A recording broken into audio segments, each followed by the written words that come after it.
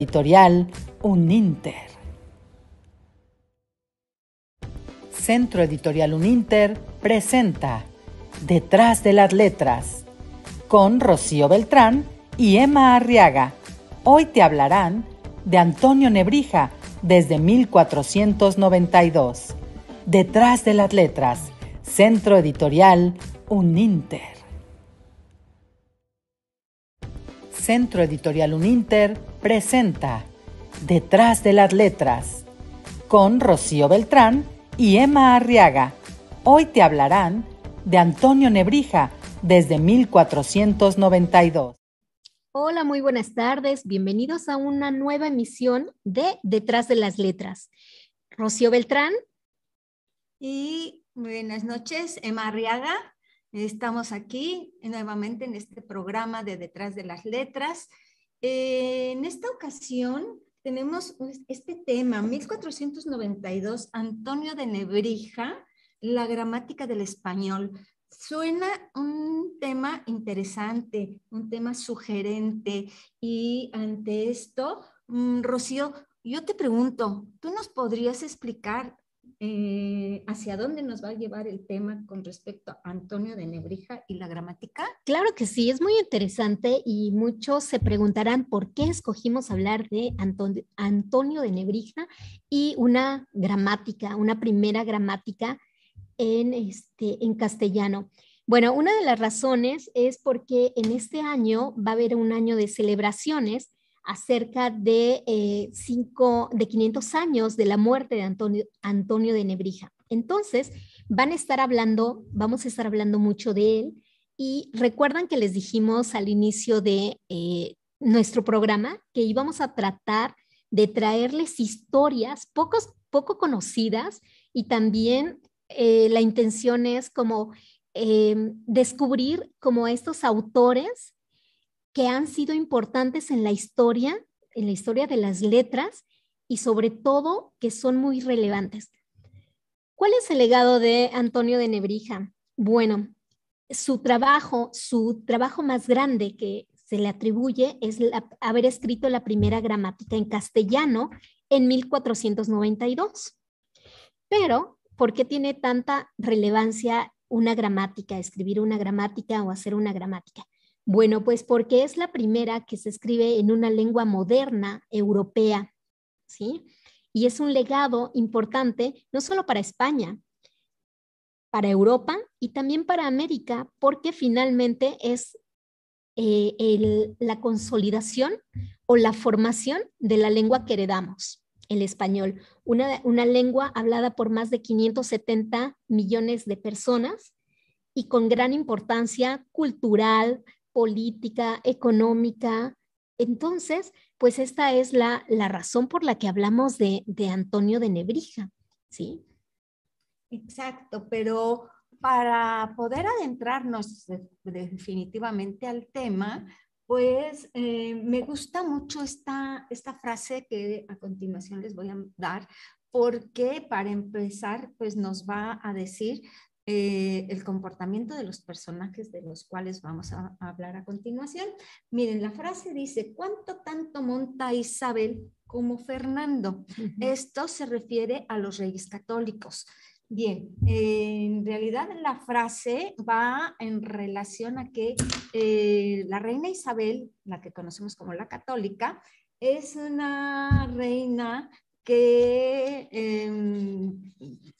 ahora sí que acompañaba de manera constante a Fernando, que es su esposo. Fernando, él es rey de la provincia de Aragón, del reino de Aragón, y pues por todo el reino van montando a caballo, como era lo que se utilizaba. Entonces, por eso la frase dice: ¿cuánto tanto monta Isabel como Fernando? Bien, pero vámonos ahora sí que como lo que le corresponde al proceso histórico, vámonos un poquito a saber quién es Isabel, esta Isabel que conocemos tanto como la católica. Sería muy importante hablar un poquito antes de esta unificación de los reinos de Castilla y Aragón, que es como se forma la península ibérica. En la península ibérica, antes ¿quiénes son los primeros pobladores de la península ibérica? Pues primero encontramos a los fenicios, a los griegos, y todas estas lenguas, que son lenguas prerromanas, pues van a consolidarse estas lenguas y van a estar presentes en la península ibérica antes de la llegada de los romanos, antes de la llegada del Imperio Romano.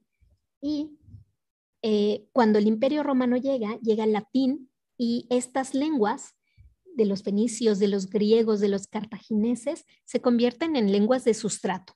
Lenguas de sustrato quiere decir que son opacadas por una lengua que llega, una lengua nueva. Entonces, llega el latín y vamos a tener como esta latinización de la península. Quienes hablan, vamos a tener una diferencia también entre un latín culto y un latín vulgar que se va a hablar. El latín culto, por supuesto, pertenece al clero, al senado, a los filósofos, a los escritores, y el latín vulgar pertenece a los soldados, a los campesinos. Entonces, a la llegada de los romanos a la península ibérica, pues lo que hace es traer una nueva forma de vida a la península, o nuevas leyes. Es una lengua también que es una lengua culta, ¿sí? Una lengua más elevada. Entonces, esta latinización en la península ibérica no se da como una forma de imposición, sino se da como una forma más como suave, porque es adoptada por los hablantes. El pueblo. Por el pueblo. Entonces, tenemos esta separación entre un latín culto y un latín vulgar, y del latín vulgar es de donde es el que a la caída del imperio romano, que cae por todas estas invasiones nórdicas, germánicas, visigodas, cae el imperio romano, sale de la península ibérica, pero ahí es donde la lengua, el latín vulgar permanece y da inicio a estas lenguas romances, y las lenguas romances es de donde vamos a tener el español, que en ese momento no es español, que es el castellano, y ahorita Emma nos va a contar por qué es castellano. El castellano, el francés, el italiano, el portugués, el rumano. El rumano también. El rumano también es derivado de estas lenguas romanas. Pero de ahí es que por esta naturaleza de la península ibérica, donde tenemos diferentes lenguas, surge la necesidad de unificar Castilla y Aragón. Y todo inicia con la reina Isabel y Fernando, y en la unificación del reino de Castilla. Ok, perfecto. Pues bien, entonces ahorita, con esto me das ya la posibilidad de poder adentrarnos en el tema de lo que son estos reyes católicos, que efectivamente, como acabas de mencionar, Rocío, pues hay una historia por detrás, ¿no? Obviamente, para cuando llegamos con los reyes católicos, pues tenemos una serie de lo que se conocen como los reinos cristianos. ¿Por qué? Porque hemos tenido una invasión de grupos musulmanes, que vinieron de distintas regiones, principalmente de África, Asia, que van a pasar, que son los musulmanes de la dinastía de Damasco, los omeyas, en fin. Entonces, estos musulmanes pues estuvieron de alguna manera, es muy interesante porque hay una convivencia de 8 siglos, de 800 años, entre cristianos y musulmanes. Bueno, y hay que agregar que también judíos, ¿verdad? Pero bien, entonces, cuando llegamos con Isabel, pues tenemos los reinos cristianos, y que desde tiempo anterior, desde tiempos años atrás, se ha empezado a luchar por expulsar a los musulmanes del territorio de la península ibérica, y paulatinamente se fue haciendo, y este es el fenómeno que se conoce como la Reconquista Española. Ahora bien, cuando llegamos con Isabel, Isabel viene siendo de esta dinastía de los Trastámara, que son de los reinos de Castilla. Para entonces, cuando llegamos con Isabel, Castilla y León ya se unificaron. Y esto es importante porque vamos viendo cómo de alguna forma este reino de Castilla fue creciendo, fue haciéndose muy grande, al grado de que prácticamente va a tener pues como 3/4 partes del territorio de la península ibérica. Bien, entonces es Isabel la que está siendo la reina de Castilla. Y menciono primero a Isabel por la razón de que Castilla es el reino más importante que existe en ese momento. Posteriormente, entonces, vamos a ver que en el año de 1474 es cuando a Isabel se le nombra la reina de Castilla. Hay una serie de situaciones difíciles, pero logran coronar a Isabel como reina de Castilla. Posteriormente, vamos a ver por el otro lado, tenemos a Fernando de Aragón. Aragón también es un reino importante y de gran extensión territorial. Aragón comprende lo que actualmente es toda la zona de la costa del Mediterráneo, considerando la zona catalana, Valencia, pero además tenía territorios, tenía posesiones en Italia, el sur de Italia, Nápoles, algunos territorios en el norte de África y muchas de las islas del Mediterráneo pertenecían a Aragón, de tal forma que es un reino también importante. Pues resulta que se casan a acciones muy comunes, muy acostumbradas a hacer estos convenios, estos enlaces matrimoniales, ¿no? Con el fin de consolidar reinos, consolidar poder y expandir territorios. De tal forma que así es como se unen Isabel y Fernando. Por eso, pero siempre, aunque el reino de Aragón es un reino importante y grande, también con mucha riqueza, podemos decir, siempre Castilla está adelante de Aragón. Por eso siempre se menciona Isabel y Fernando como el orden que corresponde a la importancia de sus reinos. A la jerarquía de los reinos. ¿Verdad?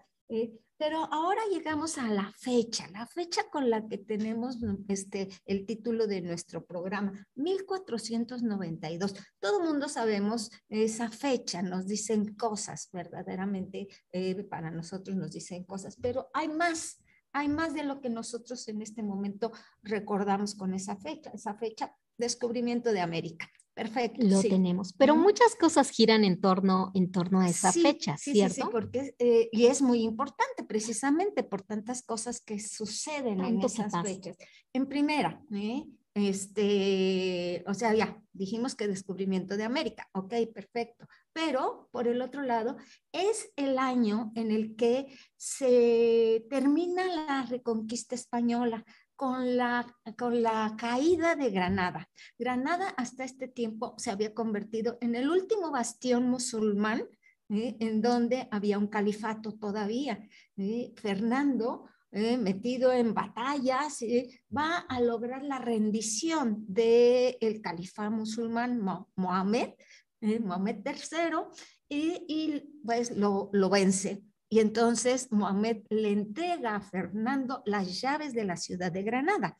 Y con esto toda la península ibérica ya es cristiana. Entonces, y se dicta el edicto, se da el edicto de expulsión musulmana. Y al unirse estos reinos de Castilla y Aragón, ese era uno de los principales objetivos, era expulsar a los árabes que todavía permanecían en la península. Exacto. ¿Cierto? Además de todos los demás de acontecimientos que pasaron. Y uno de ellos, pues, es el nacimiento de Antonio de Nebrija, que nace un poco antes de esta fecha. Él nace en 1441 y precisamente muere en 1522. Y justamente en este año, en el 2022, se están cumpliendo 500 años de su muerte. lo que decíamos al principio. Pero ¿por qué es tan importante Antonio de Nebrija? Porque además es una figura, podríamos llamar que es el primer humanista hispánico, ¿sí?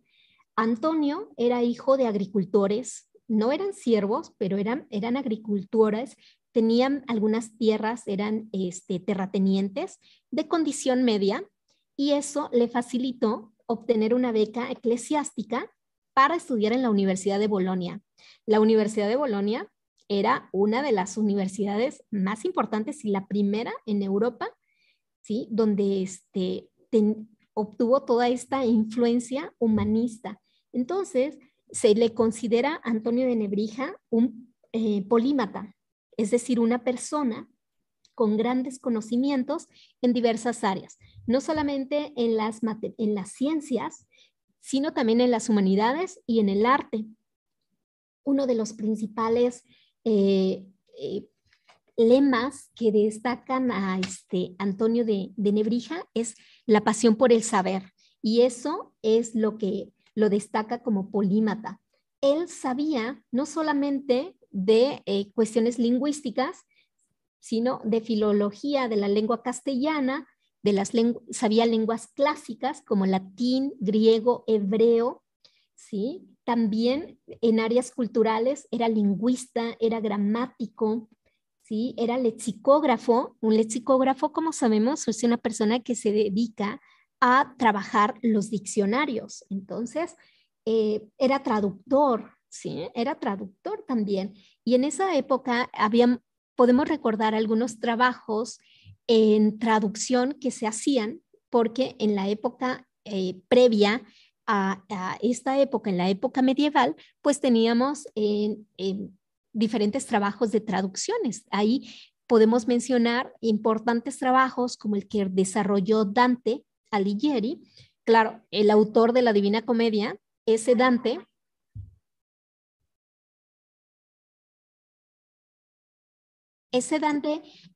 Alighieri de la Divina Comedia es el que empieza a hacer traducciones y trabajos para unificar la lengua, el latín en ese momento en Italia. Hace trabajos muy importantes para consolidar, como unificar la lengua, el latín, porque era la lengua del imperio, entonces tenía que estar. Y los trabajos de San Jerónimo que hace en traducción también. Sí, también muy entonces, para ese momento era muy importante el trabajo, la profesión de traductor. Entonces, también Antonio de Nebrija se desarrolló como traductor, escritor, poeta, historiador, cronista, pedagogo, impresor, editor, hizo muchísimas cosas porque lo que a él le importaba rescatar era esta parte del conocimiento, esa parte humana, ¿sí? Y relacionarla con el conocimiento. Entonces, pues el primer humanista hispánico, y algo muy interesante de Nebrija es que él se casó, tuvo 9 hijos y era un hombre tan moderno, ¿sí? Tan avanzado a su tiempo, que valoraba el conocimiento independientemente de dónde viniera. Creo que es el punto más valioso que podemos ver atrás de las letras de Antonio de Nebrija. Y de Nebrija, y en un momento les vamos a contar por qué para mí es un personaje tan importante. Vamos a escuchar un anuncio y volvemos con ustedes. Regresamos. Maestra Emma, maestra Rocío, muy buenas noches, ¿cómo están? Quiero invitar a todos nuestros radioescuchas al Open School que vamos a tener de forma presencial aquí en el edificio principal de Uninter. Esto es para licenciaturas e ingenierías, todos aquellos que estén interesados.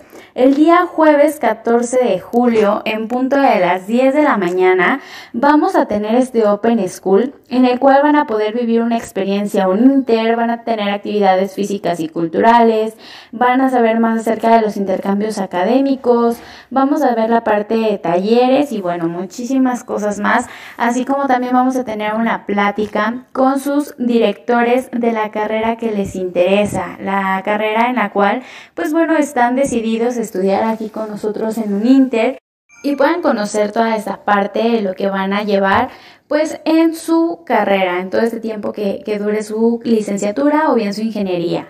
También recordarles que seguimos con nuestro curso de verano Summer Sport, el cual es totalmente gratuito y van a desarrollar actividades como lo es Kung Fu, fútbol, natación, box, voleibol, básquetbol, también tenemos yoga, van a llevar clases de ciencias y de inglés.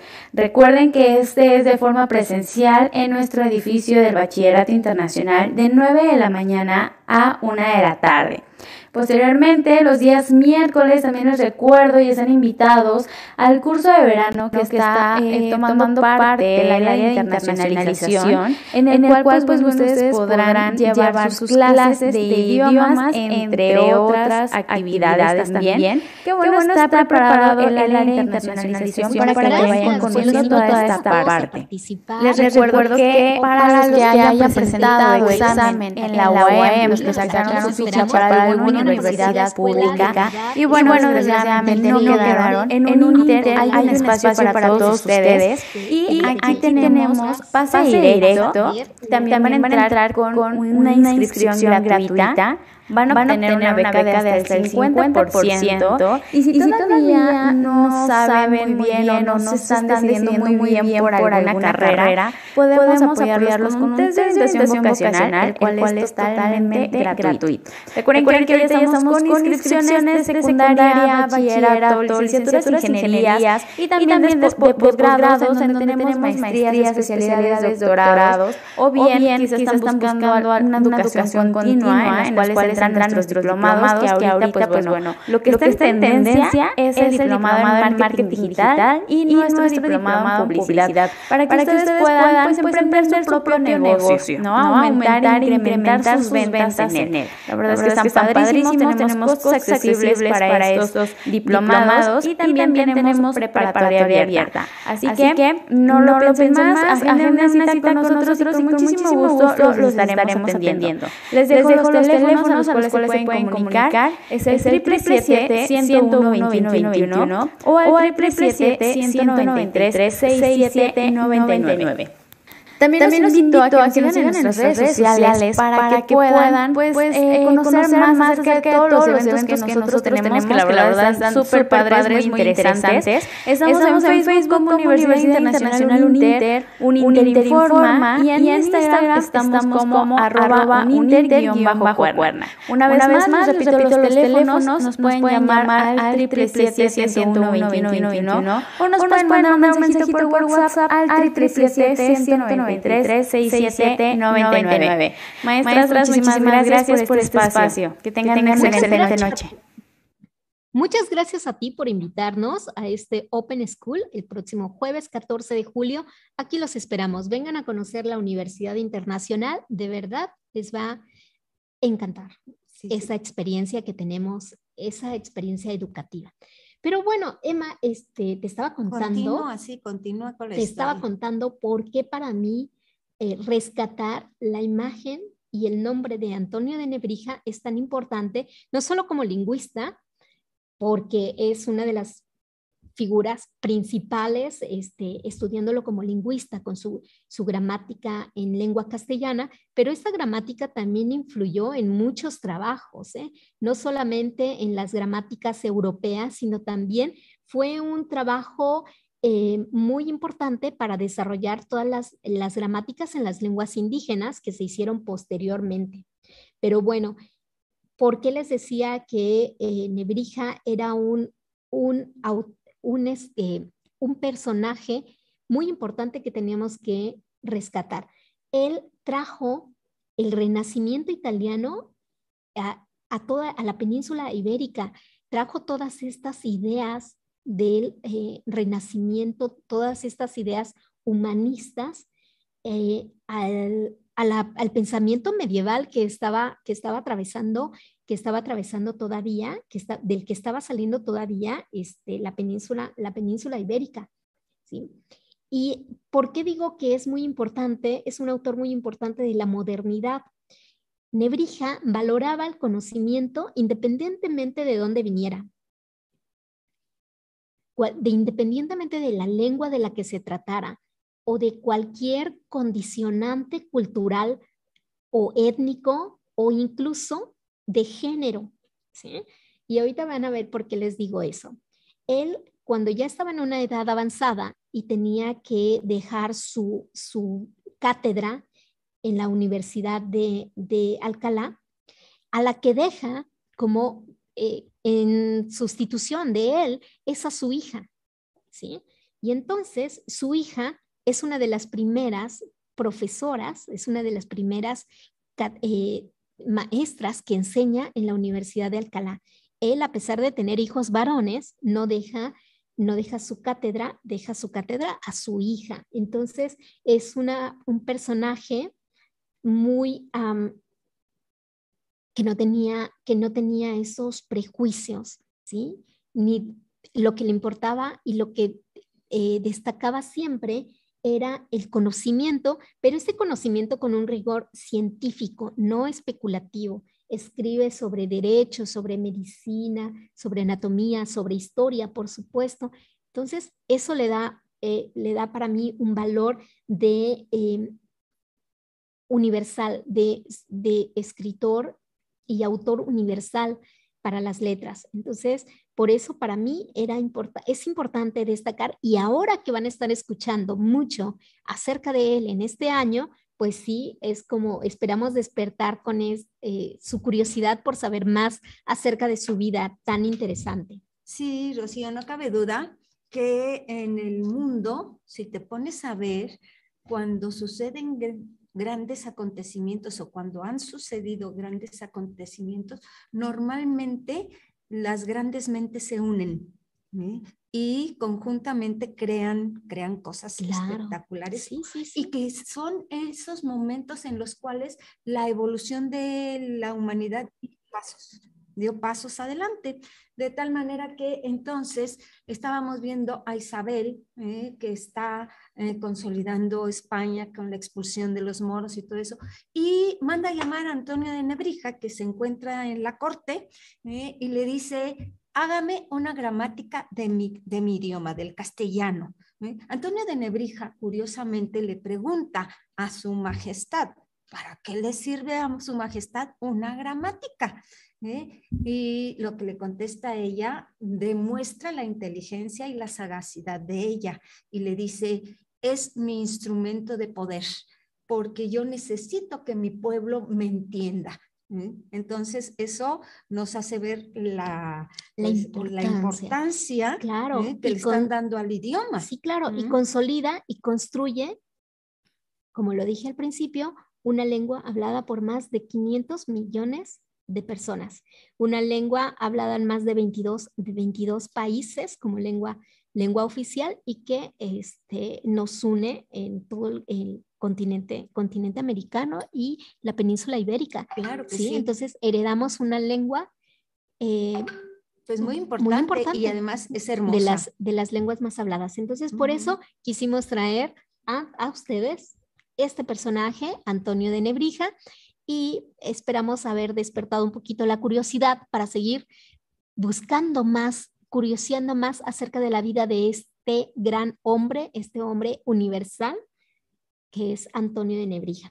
Y a ustedes, pues no nos queda más que agradecerles habernos visto el día de hoy. Les pedimos que nos sigan a través de YouTube, en Detrás de las Letras. Sí, definitivamente. Y pues aquí seguiremos hablando de historias y de personajes, así como de escritos, cosas que están en la lengua, en la escritura, en el texto, y que a razón del redescubrimiento de ellas, pues verdaderamente se vuelve algo muy interesante. Entonces obviamente los invitamos a que lean. La lectura nos descubre cosas muy bonitas, nos hace vivir experiencias increíbles. Y pronto vamos a estar interactuando con ustedes porque les vamos a preguntar si quieren que hablemos de algún tema en especial o de algún autor en especial, que nos reten a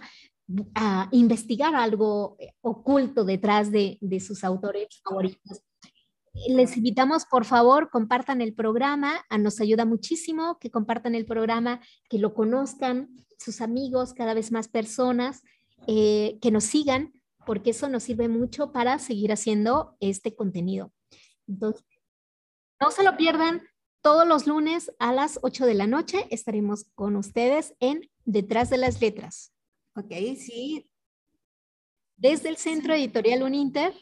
Y aquí los esperamos dentro de 8 días con otro tema interesante de Detrás de las Letras. Así es que los esperamos y muchas gracias por su asistencia y les recordamos, hay que darle like. Mi nombre es Emma Arriaga. Y Rocío Beltrán. Buenas noches, Rocío. Buenas noches, Emma. Buenas noches a todos. Hasta la próxima. Hasta la próxima. Bye. Universidad Internacional Uninter presentó. Universidad Internacional Uninter presentó. Universidad